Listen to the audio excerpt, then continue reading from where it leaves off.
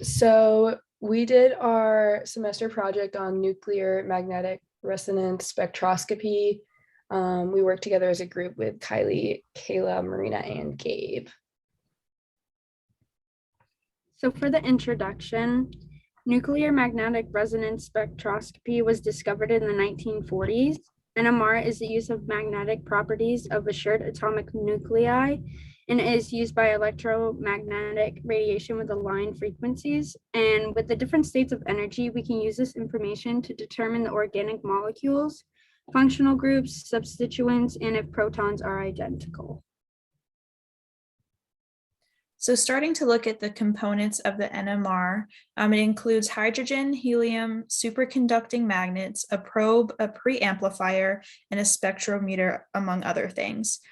This tool of the NMR is often utilized by chemists in order to properly begin the process of identifying molecular structures of organic compounds.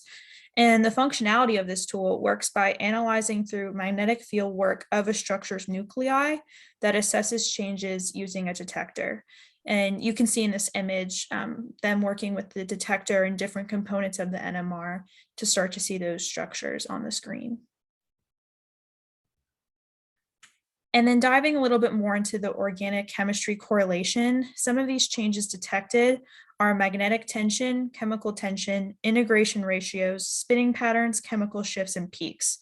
It starts with the NMR working alongside responses and knowledge of varying nuclei, where strong magnetic fields are enforced through the NMR machine.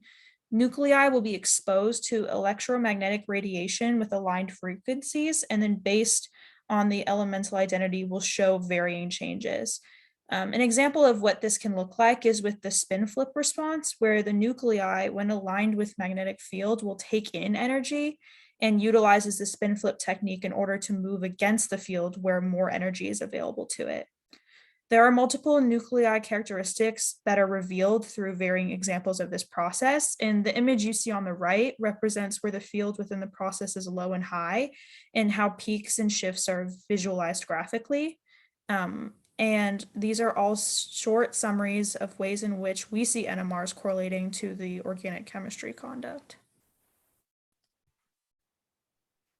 So the nuclear magnetic resonance spectroscopy is the most common technique to study the structure of organic molecules. It has an interaction of a molecule with a certain type of energy to produce different energy states, and we can conclude from the information provided if there are any differences. You can get a lot more information from NMR spectroscopy, such as the functional group, number of protons, number of different types of protons, and the spin-spin splitting to tell how many protons are connected to the neighboring carbons. These are all determined on a chart that is being used to tell us all of the information. With the functional groups, they have different energy values for resonance absorption, and this is what helps us identify them. This is what you first look at when analyzing the NMR spectrum. NMRs have an energy axis, and it is called the delta axis, which are presented in units of part per million. We can use the units to determine the signal for organic compounds. Usually this ranges from 0 to 12 ppm. All of the information we get about the functional groups is solely based on protons that are presented in the functional groups. We can also use the protons to determine how many substituents we have. We can determine if the protons are identical with a symmetry test, in which you look at the plane of symmetry or the axis of symmetry. Determining the signal given, we can see how many neighbors it has by how many peaks are shown.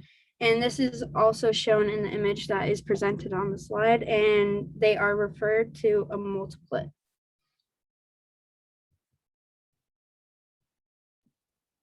So when it comes to NMR spectroscopy, there's very large importance from the human perspective.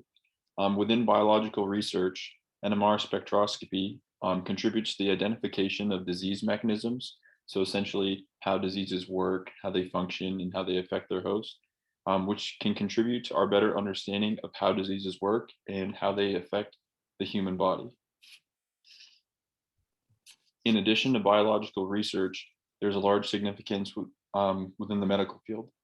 With NMR spectroscopy, it detects metabolites, which then can lead to the detection of diseases, which is typically done through the use of machines such as an MRI machine, which is pictured on the slide. And in addition to this, there's a very large importance within chemistry. NMR spectroscopy can contribute to the identification and increased understanding of molecular structure, as well as specific characteristics of organic molecules. So there are many NMR spectroscopy jobs available for those with a science background. Typically, people will have a bachelor's degree in chemistry, physics, or biology, or something related. A couple jobs are radiologists, nuclear medicine techs, and NMR analytical chemists. They all work together to form a diagnosis for patients, and then the physician will help the nuclear medicine techs administer this, and this is usually done in a hospital setting. And NMR is used across many different specialties, and especially now with new medicine coming out, it's used much more. And here are the references.